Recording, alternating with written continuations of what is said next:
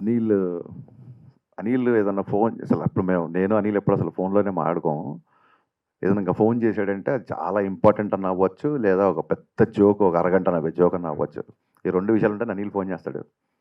Phone చేసి, అన్న నేను ఒకటి అడుగుతున్నాను, నువ్వు కాదనొద్దు వచ్చేయాలి అన్నాడు. ఏంటి అంటే, ఇలాగ నారాయణమూర్తి గారిది అని. అనిల్కి నారాయణమూర్తి గారు అంటే ఎంత ఇష్టం అంటే, అందరికీ మాకు దిల్రాజు గారి ఆఫీస్లో నారాయణమూర్తి గారు బాగా పరిచయం, బాగా క్లోజు. బట్ అనిల్కి ఎంత ఇష్టం అంటే, ఈ ప్రమోషన్స్ భుజం మీద వేసుకున్నాడు. అంటే ఇప్పుడు బేసిక్ ఏ ప్రమోషన్స్ అయినా అనిల్ భుజం మీద వేసుకుంటున్నాడు. ప్రతి సినిమా నిన్న లిటిల్ హార్ట్స్ కూడా చూసా నేను.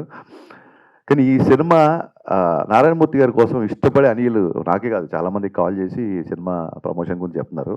బట్ అనిల్ మాట ఒక ఎత్తు అయితే, నారాయణమూర్తి గారు అనగానే నేనే కాదు ఎవరైనా సరే ఇండస్ట్రీలో వచ్చి ఇక్కడ నిలబడాల్సిందే. అది మీరు సంపాదించుకుని ఇన్నేళ్ళుగా మీరు సంపాదించుకుని ఏమైనా ఉందంటే ఇది చూడండి. మన పెద్దవాళ్ళు చెప్తుంటారు, ధనవంతులు వేరు, ఐశ్వర్యం ఉన్నవాళ్ళు వేరు అని.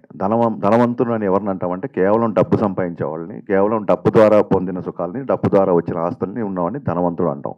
ఐశ్వర్యం అంటే ఆనందం, ఆరోగ్యం, నచ్చిన పని చేసే స్వాతంత్రం, ఇవన్నీ ఉన్నవాళ్ళని ఐశ్వర్యవంతుడు అంటారు. ఈ లెక్కను చూసుకుంటే ఇండస్ట్రీలో అందరికంటే పెద్ద ఐశ్వర్యవంతుడు నారాయణమూర్తి గారు మాత్రమే.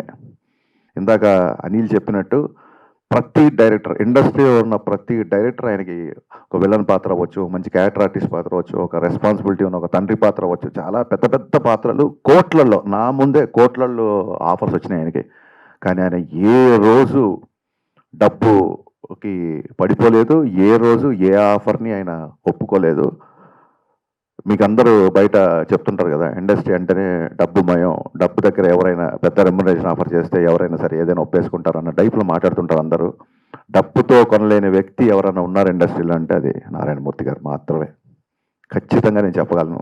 ఈ రోజుకి ఒక సమస్య ద్వారా, ఇది మీరు నాకు తెలిసి మీరు తీస్తున్న అన్ని సినిమాలు ఇది కొంచెం యూత్ సినిమా. ఇది యువతని చేసిన సినిమాలు, ఎక్కువగా రైతు సమస్యల మీద, నిమ్న వర్గాల మీద ఎదుర్కొంటున్న ఇబ్బందుల మీద సినిమాలు తీసి ఆయన ఫస్ట్ టైం ఒక యూత్ సబ్జెక్టు ముందుకు వస్తున్నకు అర్థమైంది. బట్ అందులో కూడా చూస్తే అందులో కూడా ఒక సమస్య, ఒక పేపర్ లీక్ అనే సమస్య వలన నిజంగా ఎంత నష్టం జరిగింది, ఎన్ని నష్టాలు జరుగుతున్నాయి, ఎంతమంది స్టూడెంట్ల జీవితాలు పాడైపోతున్నాయి. అలాగే అపాత్రదానం జరిగి జస్ట్ లీక్ అయిన మూలంగా ఏమాత్రం ప్రిపేర్ అవ్వని స్టూడెంట్స్, ఏమాత్రం అర్హత లేని స్టూడెంట్స్ అనేవాళ్ళు ఎలా లబ్ధి పొందుతున్నారు, ఈ టాపిక్స్ అన్ని ఈ సినిమాలో ఆయన డిస్కస్ చేశారని చెప్పిండ్రు. అనిల్ చెప్పాడు కదా ఆయన ఎప్పుడు మారలేదని. కానీ ఆయన ప్రతి సినిమా మార్పు కోసమే ఉంటుంది. ఆయన గురించి చెప్పాలంటే మార్పు కోసం తపన పడుతూ ఏమాత్రం మారని మనిషి నారాయణమూర్తి గారు.